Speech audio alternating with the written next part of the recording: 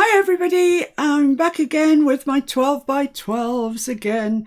Today we're going to look at 12 by 12s that are only printed on one side and what you can make. Well, so a little something that you can make with that.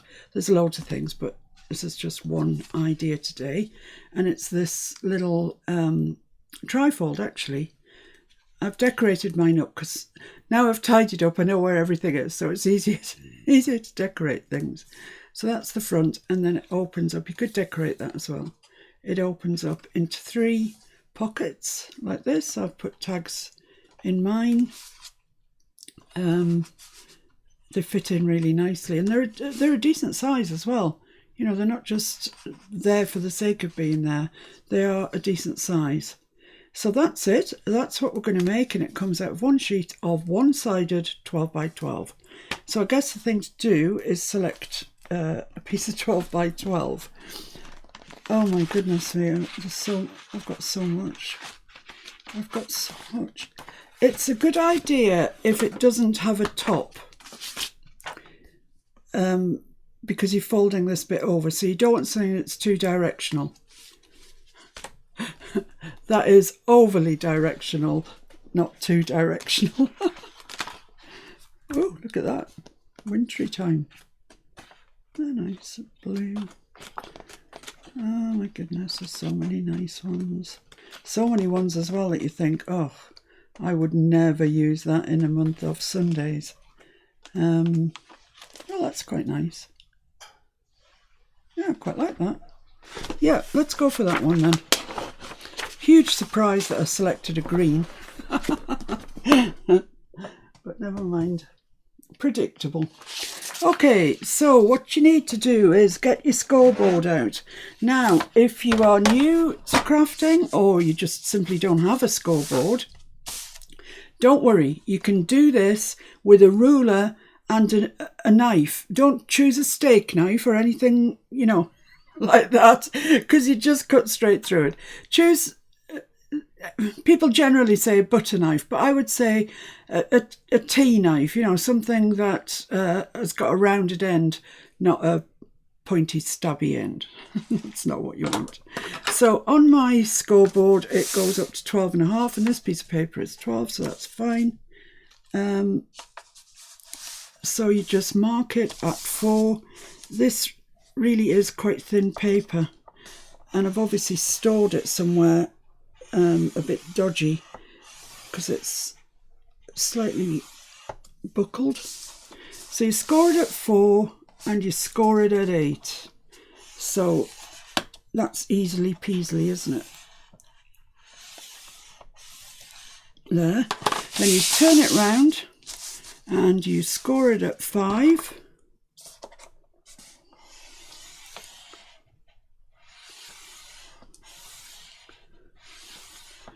And you score it at 10, I think.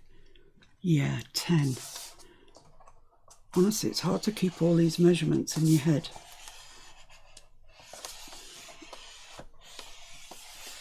There we go.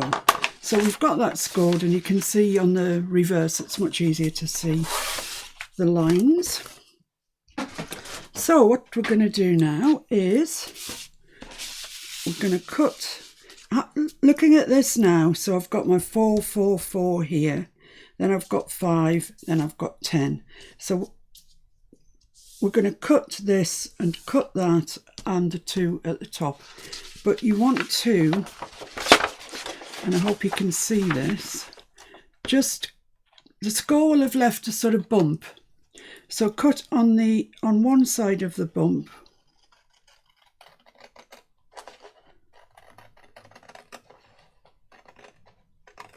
Up to that score line, and then on the other side of the bump. So you're just cutting out a long thin rectangle like that, and we might have to go in and just shave a little bit more off, but we should be okay. So once again, I'm very close to that bump, a bit too close I think. We'll see when I get it done. Yeah, I'm too close. I made loads of these this morning. And now when I come to film it, I'm too close. And then up the other side. Up there. Like that. So that one's dropped out. This one hasn't dropped out, but I mean, we're down to nothing there. And then turn it around and do the same on with the little panels on the other end. So stay one side of the bump if you possibly can. And I'm really not doing what I'm telling you. I'm sort of cutting up the bump. Like that. It's just, you don't want them to impede each other. That's why I'm asking you to leave a little gap. And just up the other side. Up to that score line. And chop that off. I might have to tidy it later, but that's what we can do for the moment. Right, so the next thing to do is fold your creases, and sometimes, let's get rid of these little slivers of paper. Sometimes you'll find it easier to crease them where you can see them. And these ones on the end, make sure that they're absolutely level up there. So crease that in, don't burnish it yet. And the middle one, and make sure it's really level with the one next to it. And just fold that. And then this one on this end, once again you want to make sure that it's really level with the others and level with the edge. Right, so now you can actually crease those in the right way. It's just generally I find you get a better crease if you crease them the wrong way first. The more likely that just falls into place. And if you've got card that cracks, it's kind of a way around it. So now you can burnish that in, that's exactly where it's going to go. And this one, yep.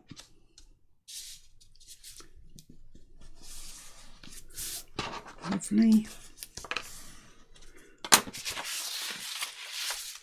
And this one. So make sure it's level at the edge, level at the bottom with your other ones, and crease that in. There we go. So then we've just got to do the same with the smaller rectangles at the top. So just fold those out for the time being. And I'm just going to fold them roughly along that score line, just like I did before. And then fold them the right way. And it just sort of pops into place really. So I want that exactly level there. This one exactly straight along the bottom.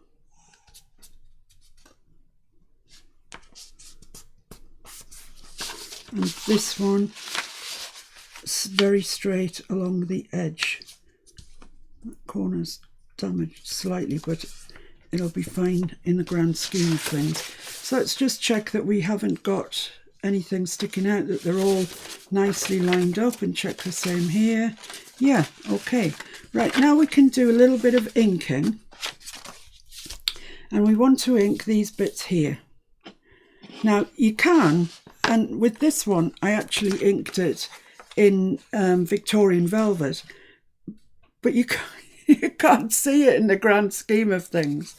So I would just do it in whatever you're going to use throughout, and I'm going to use Vintage Photo. So just before you start to fold them up, just ink that crease there, because it's much easier to get to at this moment than later on, and make it quite wide, just in case they don't fit absolutely. And I know they will, I'm sure they will, but just on the off chance. So that's that. And then this one exactly the same. So I'm doing quite a wide band of inking, just in case my accuracy levels are not fantastic, which is very possible. Right, okay, so there we have it. That's what it looks like now. So now what we're going to do is take these and glue them down like that. You might find it easier to ink around before you glue. We should be fine though. The only bit that we're going to have difficulty is that, but we can bend it back like we did before. So let's just crack on and get these glued down. Let's get my glue book. And I'm just going to use the Elmer's Extreme glue stick that Julie so kindly shared that tip with us. Now then, you could sew around these and they'd look lovely sewn around. I didn't. That's not to say you couldn't. I think they would look really nice. So you take this with the glue on it and make sure it's straight up that edge.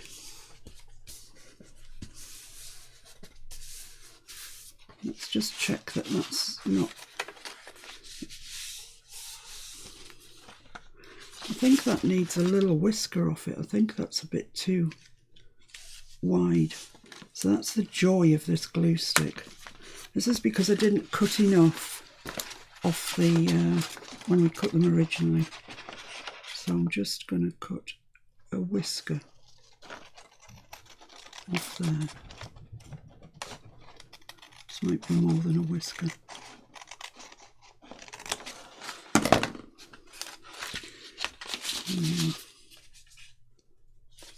Make sure it's straight. Yeah, that's fine. You see, you can see that ink line now. I mean, this isn't the straightest. Make sure you cut it straight to start with. And then that goes up there, and I can see that ink line, and I can see that ink line. Ink line, I'm saying, not incline. And that looks fine to me. Right, so we can get the others glued down. So let's glue this one next.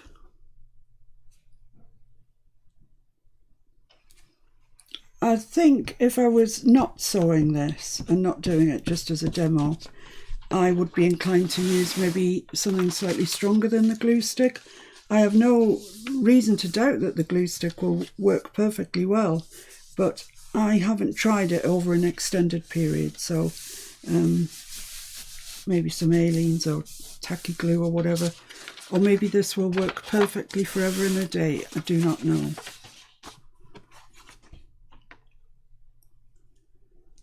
So this is us getting around the fact that we've only got single-sided paper. And as you can see, it works perfectly. So once again, make sure you've got this right up perfectly against that edge and stick that down. There we are. I mean, come on guys, this is easy. Okay, lovely. So then these come up and these are the pockets. So just want to make sure that nothing's going to catch on anything. I can't imagine it will, but let's just fold out. These look a bit close together. Does that fold okay? No, it needs just a little snippet out of it. You're better off catching these things now than when you've put it together and then cursing that it doesn't lie flat.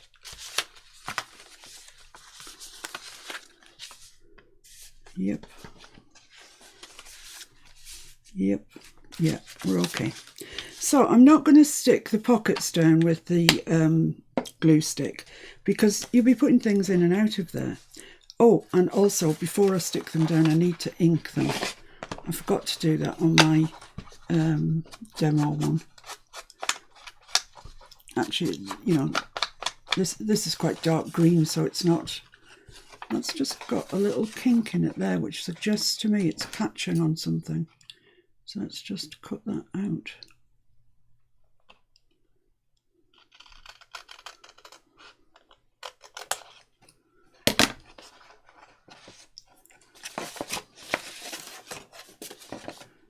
Just make sure that you don't leave anything like that little bit there, because it just looks unprofessional. Right, just along the tops of all of these. And if you're sewing this, sew along here first, sew along your pocket tops first. Excuse me. Because you can't get into them after you've stuck them down. Right, so that's that. And I'm just going to use a bit of Aleene's. Yeah, sure as anything. Once you start videoing, you get a cough. So it doesn't take much, it is just a little bead of glue up here.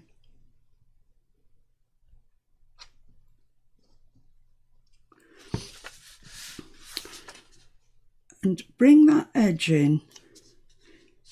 Make sure that this one is absolutely square with the edge. You want that one square.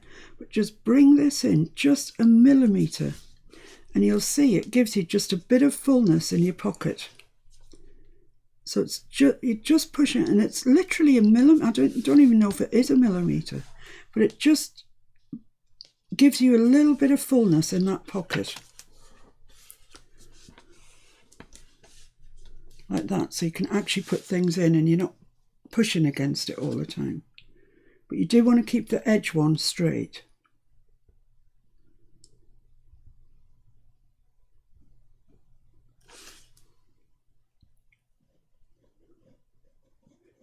So it really is just a little bead of glue. And with these two, you can just do the same thing. Just, it's nothing. It's just a little bit. But can you see that it's buying me a little bit of purchase there? A little bit of space in my pocket. Just a little bit.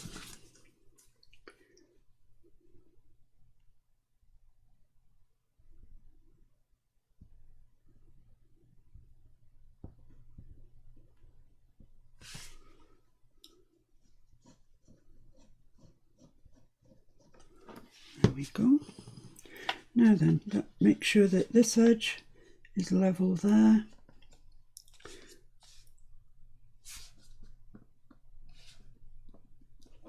Make sure your pockets are level, push that in a little bit and press them down. So there we are, we have ostensibly made it. Finished with the glue, just got a bit of inking to do. So we'll ink all the way around it.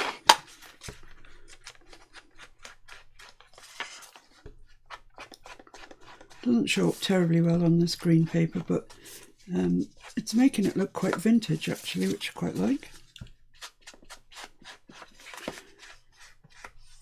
And although this is really green, I think by the time you've decorated it and knocked it back a bit, you know, if you decorated it with cream and pink, there's a shock that I like green, cream and pink together.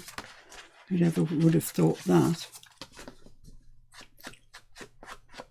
So, right up there, and then fold it on that crease and you'll get your central bits done like that. Fold it on this crease.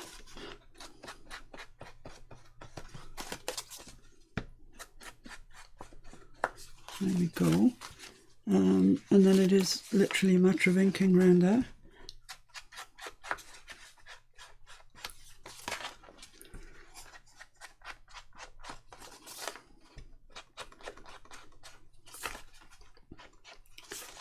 So the measurements, once again, in case you missed them at the beginning, along one edge you score at 4 and again at 8, and on the other you score at 5 and again at 10. So it couldn't be simpler. But we've made something from one-sided 12 by 12s. that looks really nice and is very useful. Just going to cut that little bit off there because it would annoy me.